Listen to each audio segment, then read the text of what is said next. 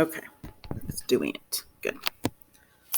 All right, so that was sort of a summary. We're going to take a look at the process. So obviously they came up with a compromise to fix the problem, but let's look at it a little more in depth, okay? So if you want to, because as we go along, we can fill out the graphic organizer. If you want to split your paper, that's totally awesome.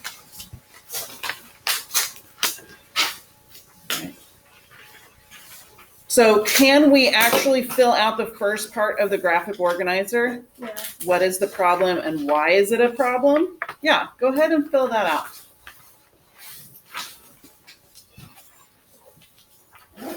And I think you said the problem is that Missouri wants to come in as a slave state, and that's a problem because Caitlin said it throws off the balance of power in the government.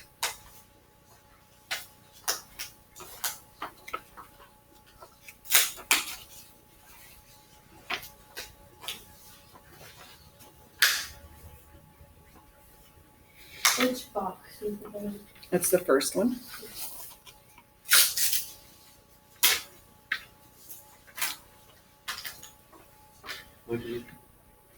We're filling out the graphic organizer as we go through the background information.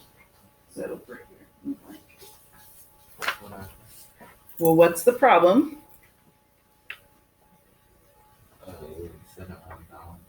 Well, what started the problem?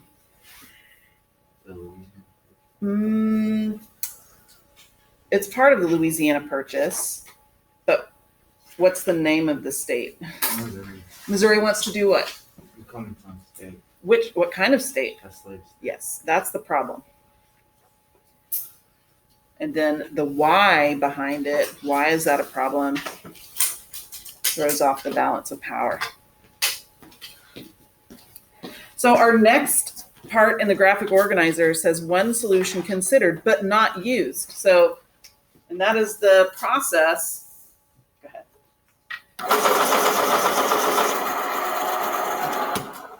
Hopefully our government is coming up with multiple solutions and looking for the best solution to use. All right, so let's take a look at our reading here. It says the Missouri crisis. So I'll start off with this first paragraph, and it talks about a panic. There was a financial panic going on in 1819, but then another thing happened, which was the Missouri crisis. It says, in the midst of the panic, a crisis over slavery erupted with stunning suddenness. It was Thomas Jefferson who wrote, like a fire bell in the night. The crisis was ignited by the application of Missouri for statehood, and it involved the status of slavery west of the Mississippi River. Okay. So as we add new states during this time period, starting around 1820, though slavery becomes the issue. All right. And it just continues to do so as we push further and further before the Civil War. All right. So will someone please read that second paragraph? And we'll figure out what we need to highlight, if anything. Owen? Awesome. East of the Mississippi, the Mason-Dixon line through the Ohio River formed the boundary between North and South.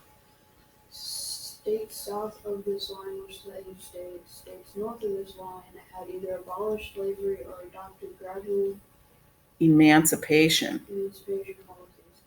West of the Mississippi, however, no clear line demarcated the boundary between free and slave states. Okay. So what has divided the U.S. North and South at this point? What did it say? What line? The Mason-Dixon. Yeah, I would highlight that. That is the nickname for a certain latitude line that we'll get to in a minute. Okay. So it says states north of this line were what kind of states? Free states. Yeah, like free states or gradually were going to be free. And then obviously below that line, they were slave states. Okay. But now, as we're, again, getting new states from the Louisiana Purchase, how are we going to deal with those states in terms of slavery? All right, so here is where we can start filling in the next graphic organizer section. Someone read something about James Talmage. Representative James Talmage, a New York Republican, provoked the crisis in February 1819 by introducing an amendment to restrict slavery in Missouri. As a condition of statehood, the amendment prohibited the further introduction of slaves into Missouri and provided for emancipation. of all children of slave states at the age of 25. Voting along the Ominously. sectional lines, the House approved the Talmadge Amendment, but the amendment was defeated in the Senate. Okay, so here is one solution to this Missouri crisis. All right, so what did Mr. Talmage propose they do with Missouri? Should they allow slaves? No. Think about it. Could they have slaves? Yeah. Until when? They were 20. Until they were 25. So eventually, what's going to happen to the state of Missouri? It'll be free. Yeah, it will be free. So that is one solution that was considered and actually voted on. It passed in the House, but not in the Senate. So that's what I would write in this next, in your own words, your next portion of the graphic organizer.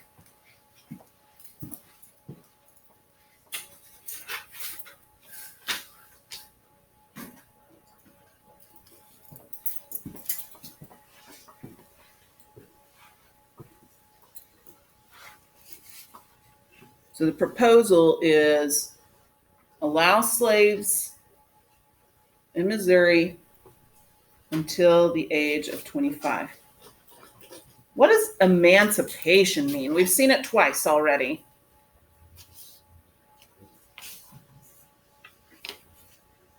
Emancipation, what do you think it means? So look at the third paragraph. It says, and provided for emancipation of all children of slaves at the age of 25. So what happens to them at the age of 25? They are free. So what does emancipation mean? Free. To be free. Okay. So if you need to underline that word or highlight that word and maybe to the side put free, that would be good. Emancipation. Mm-hmm.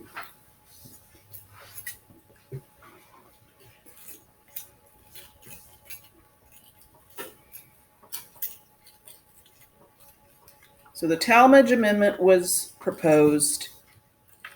Definitely need to know what that Talmadge Amendment was all about, but it was defeated. Okay.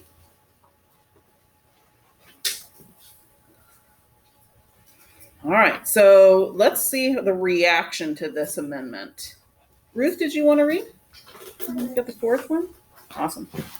The seven in northern Politicians. politicians alike responded with fury. Southerns Or condemned. condemned the Talmadge proposal as part of the northeastern plot to dominate the government.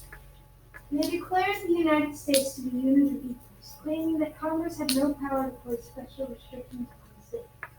John Randolph declared that God has given us Missouri and the devil shall not take us. Okay, so I don't know who John Randolph was, but is he for or against slavery?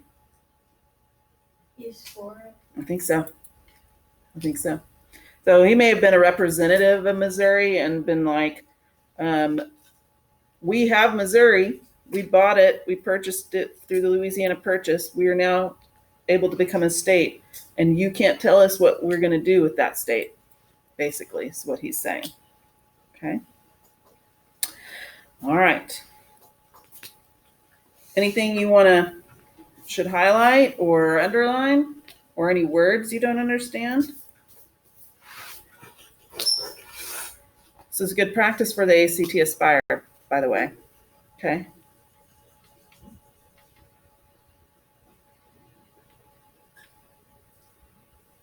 Okay. Anybody want to tackle this next one? Amari, thank you. Talk of this union Uh-huh. and Civil War was Rife. rife. Senator Freeman Walker of Georgia envisioned Civil War, a brother's sword crimson with a brother's blood. Northern politicals responded with equal Vehemence. vehement. Vehemence. It with anger. It's anger. Vehement, said Representative Talmadge. Talmadge. If blood is necessary to extinguish any fire which I have assisted to Kindle. kindle, I assure you, gentlemen, while I regret the necessity, I shall not forbear to contribute my might. Okay, let's time out, because that was like a very formal sentence. And that's how they would speak back then. But what is Talmadge saying? What do you think, Mari? Well, he's saying that the Civil War brothers sword crimson with the brothers' blood. That was Mr. Walker. So we're talking about what in 1820? What's going to happen because of this? War. Yeah, they're talking about war already. So it really doesn't actually happen until 40 years later. So the Southerners are like, well, this is going to start a war. Talmadge from New York says, well, if that's the case, if we do this, I'm sorry, but I will contribute to it. So the South and the North are already ready to fight. Okay. I don't think they want to, but they're ready to. That's what these quotes are all about. What is kindle? Kindle means to start a fire. Starts with a little tiny flame, and then it gets bigger and bigger and bigger until it's almost out of control, right? All right, Amari, you want to finish? We're at Northern leaders. Northern leaders argued that national policy enshrined in the Northwest Ordinance. committed the government to halt the expansion of the institution of slavery. They warned that the extension of slavery to the West would inevitably increase the pressures to reopen the African slave trade. All right, so a long time ago in the late 1700s, I guess it wasn't long back then, the Northwest Ordinance said there's no slavery in the new states that were being created.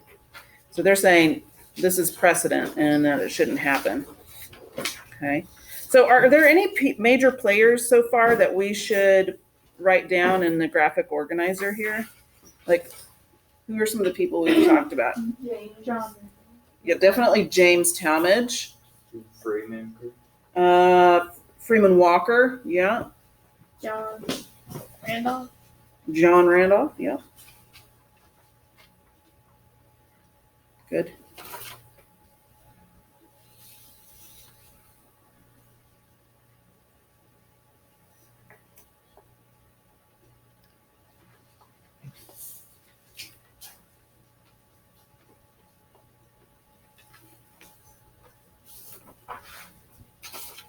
For sure, James Talmadge. He introduced the Talmadge Amendment. And then we've got some other people in here. John Randolph, Senator Freeman Walker, and I think that was it so far. Who was the second that you said? Jamestown. Yes, for sure. Definitely him.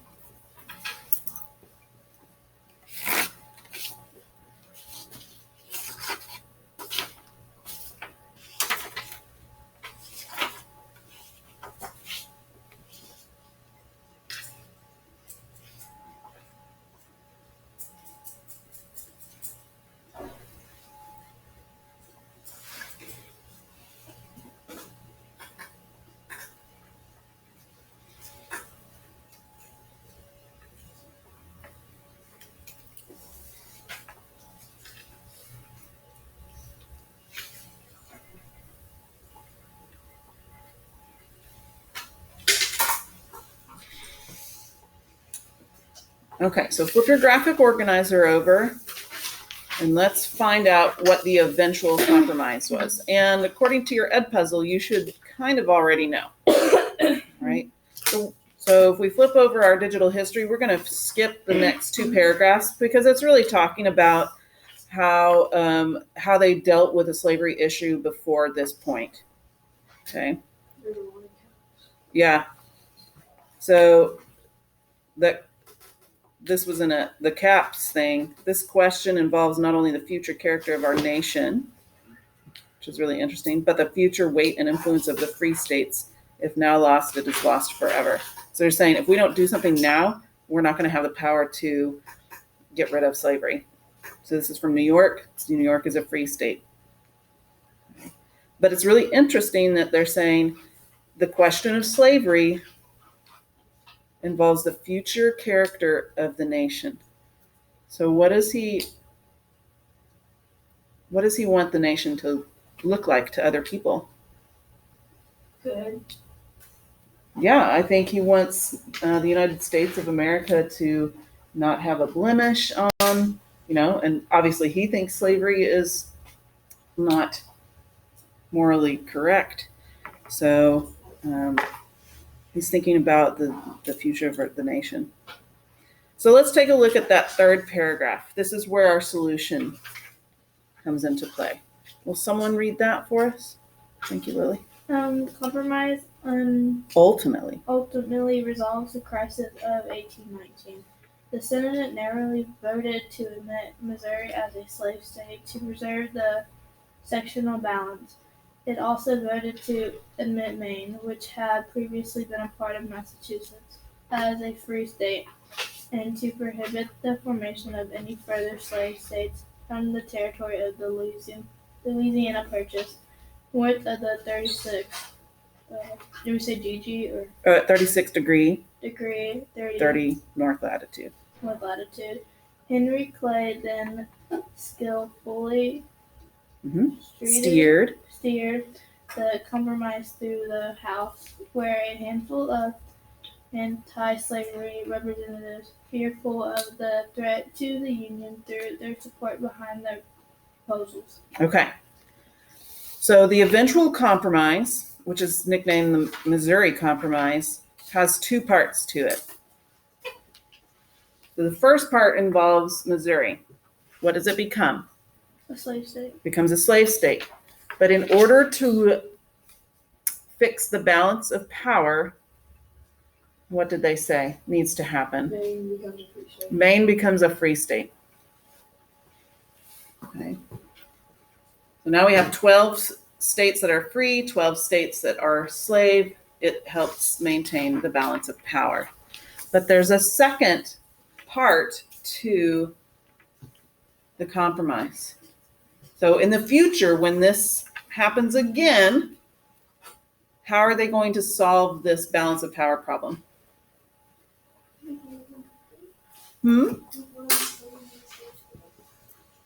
So how do you know what states are going to be slave and not? The latitude. That latitude line. Okay. So in the future, okay, whatever states come in, if they're below the 3630 north latitude, and you write that, it didn't turn out when it's printed. It looks like this. Whoops, it's 36, right? Yeah. 3630 north latitude line. That's how you write that.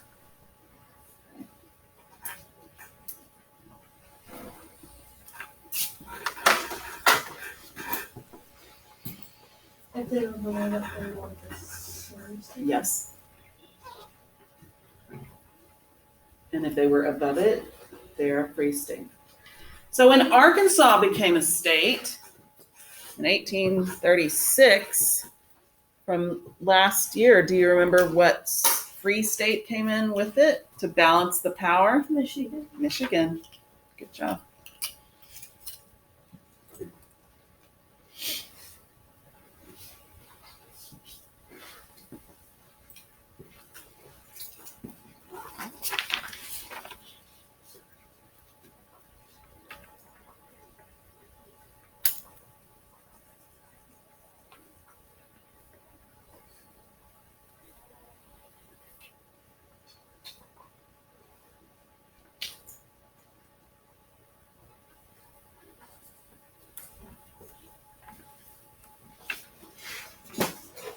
All right, so I'm going to read the last paragraph to help finish the graphic organizer here. It said, Southerners won a victory in 1820, but they paid a high price. While many states would eventually be organized from the Louisiana Purchase area north of the Compromise line, only 2, Arkansas and part of Oklahoma, would be formed from the southern portion. If the South was to defend its political power against an anti-slavery majority, it had but 2 options in the future. It would either have to forge new political alliances with the North and West, or it would have to acquire new territory in the Southwest. The latter would inevitably reignite Northern opposition to the further expansion of slavery. So while Missouri became a slave state for the South, how many states did it only end up creating in the future? 2. So if you look at the map behind you, so the Missouri Compromise only is for these brown parts, okay?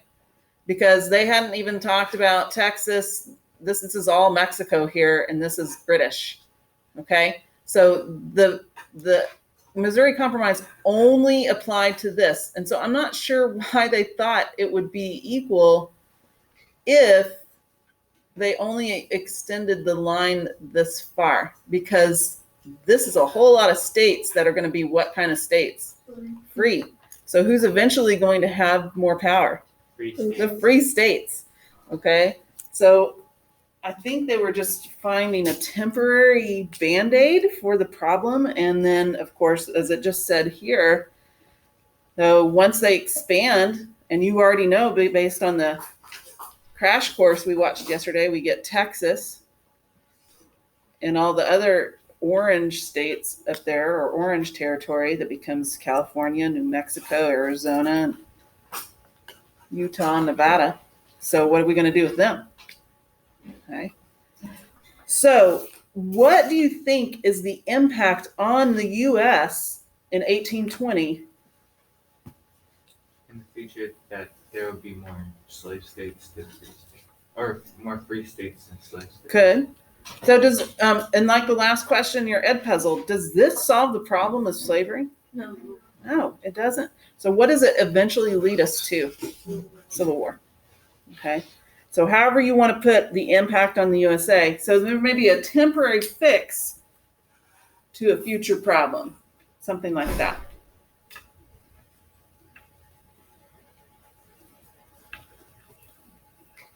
And that future problem becomes the Civil War. Or it leads to the Civil War.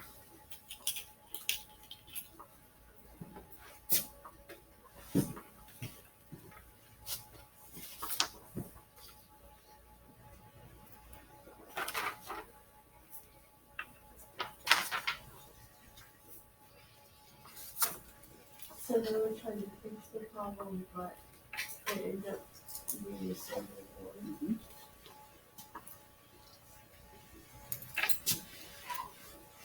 So if I were to ask you to draw a picture to visually represent the Missouri Compromise, what would you draw? A line. Okay. Yeah, I mean, whatever you want. There's lots of different things you probably could draw.